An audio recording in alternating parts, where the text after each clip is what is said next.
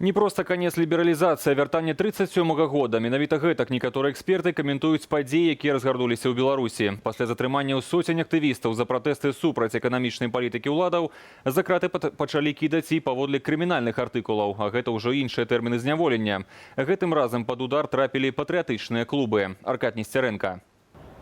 Менш сотняў прайшло з моманту заявы кіраўніка краіны аб наяўнасці лагеру па падрыхтоўцы баевікоў недзе паміж Бабруйскам і Асіповічамі.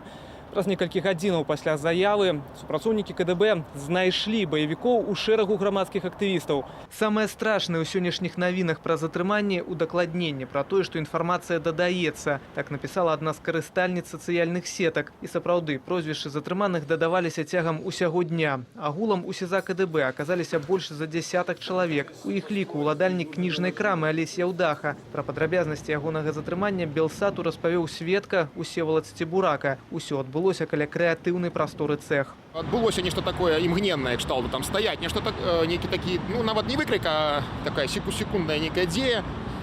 Я абарочваюся і бачу, што некалькі чалавек, по-моему, чалавек 5, то бок так брутальна, сур'ёзна, як мы любім у фільмах пра захопы наркабаронаў, круцяць і тут жа нічога ніхто не паказвае, не гавораць, кідаюць проста ў бусік, які ўжо пад парамі стаіць уздоўж вось вуліцы.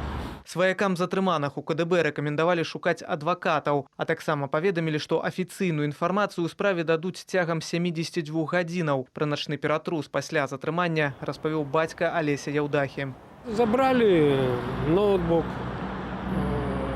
книги, несколько книг, какие-то документы.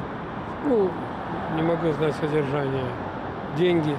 За пару гадзінаў да затрымання Яўдахі знік адзін з лідараў арганізацыі «Белы легіён» Міраслаў Лазоўскі. За Лукашенко нам биться однозначно не придется, а вот за Беларусь так. Позна увечары ўжо ў кайданках яго прывезлі дадому на обшук. Он был в наручниках, сзади пристегнуто, лицо разбито, потому что такие хорошие сгустки крови запекшиеся. Значит, что на затылке такая огромная красная ссадина. В угол на стул посадили головой в стену. И велели голову не поднимать, все время был в таком наклоненном состоянии. Ну и стали проводить обыск. Сярод затрыманых аказаўся і Ян Міхалькоў, сын былога дэсантніка Мікалая Міхалькова, кіраўніка бабруйскага спартова-патрыятычнага клубу «Патрыёт». Найхутчэй менавіта гэты афіцыйна зарэгістраваны клуб меў на ўвазе Александр Лукашенко, калі казаў пра бабруйскіх баевікоў. Што самае парадаксальнае, клуб «Патрыёт» курыраваўся менавіта працаўнікамі сілавых структураў. Я ў шоку і, калі шчыра, не разумею, што адбываецца. Наш вайскова-спартовы клуб – гэта афіцыйная структура аддзелу адукацыі. Мы ніякага дачынення не маем да экстрэмізму. Баевікоў я не рыхтую, гэта адназначна.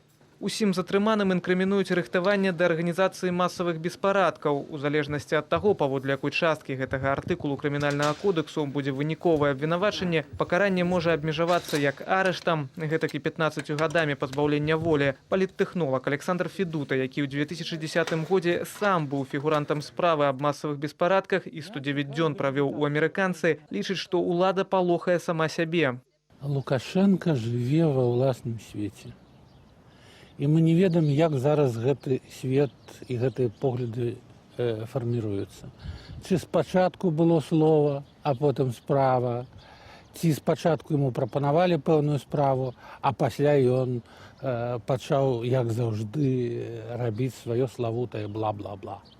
У Беларусі існуюць дзясяткі вайскова-патрыятычных клубаў, у тым ліку і тыя, якія за рускі мір і адзінства славянскіх народаў. Чаму баевікі залічылі менавіта афіцыйна зарэгістраваны бабруйскі клуб «Патрыёт»? Адмыслоўцы звяртаюць увагу на тое, што тут беларуская мова і беларуская гісторыя былі важнымі складнікамі выхавання патрыятызму. І працаўнікам спецслужбаў гэта даўно не давала спакою.